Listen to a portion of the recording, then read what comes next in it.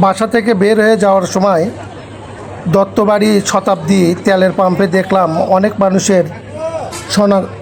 অনেক মানুষের ভিড়। সেখানে যাওয়া দেখে একটা মানুষ মার্ডার হয়েছে। কে বা কারা কুপিয়ে হত্যা করছে। পরে দেখলাম অনেক মানুষের ভিড়। এখানে পুলিশ, ডিবি সবাই এসে তদন্ত করতেছে। অতি শীঘ্রই যারা মারছে তাদেরকে আইনের আওতায় আনবে মনে হচ্ছে। এখানে যাকে খুন করা হয়েছে তার আত্মীয়স্বজনও এসেছে, তার ছোট একটা বোন আছে, তার ভাই আছে। তেলের পাম্পের যাই মহাজন সে আছে এখানে। সব মিলে তদন্ত চলতেছে। দেখেন, আপনারা দেখতেই পাচ্ছেন এখানে অনেক মানুষের ভিড়। সবাই এক নজর লাশটা দেখার জন্য ভিড় জমাছে। কিন্তু এটা ঘরের ভেতর খুন হয়েছে, এখনও লাশ দেখা যাচ্ছে না। এটা একটা সাক্ষাৎকার নিচ্ছে সবাই সাংবাদিকেরা, সেখানে আমিও একটু ভিডিও করলাম। দেখেন, এটা তেলের পাম্প, দত্তবাড়ি শতাব্দী তেলের পাম্পে এই খুনটা হয়েছে। আপনারা সবাই দেখতে পাচ্ছেন অনেক মানুষের ভিড়।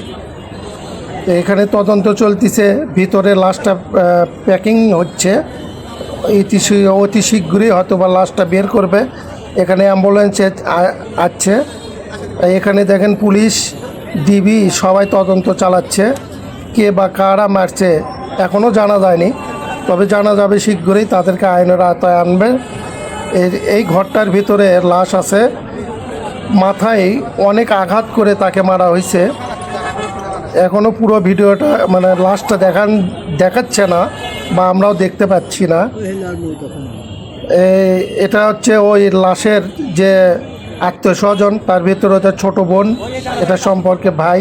সিসি ক্যামেরা খোলা হচ্ছে। দেখেন, সিসি ক্যামেরায় অন ছিল, তবে এদের ফুটেজ এখনও আসে নাই। হয়তোবা নিউজের মাধ্যমে আপনারা দেখতে পারবেন, খবরের মাধ্যমে।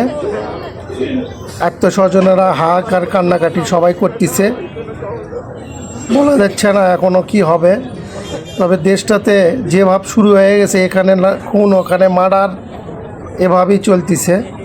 এদের তেলের পাম্পের যে মহাজন, তারা দুই ভাই মিলে কি যেন আলোচনা করতেছে, দেখতে পাচ্ছেন।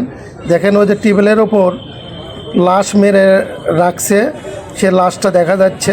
আপনারা একটু লক্ষ্য করেন, টেবিলের ওপর দেখা যাচ্ছে লাশ মেরে রাখছে। তাকে মাথায় মেরে মাথা থেতলো করে দেওয়া হয়েছে। কিভাবে মারছে ভাবতেই অনেক খারাপ লাগতেছে, গায়ের লোম খাড়া হয়ে যাচ্ছে। এই যে এখন স্পষ্টভাবে দেখা যাচ্ছে, আপনারা দেখেন কিভাবে মারছে তাকে।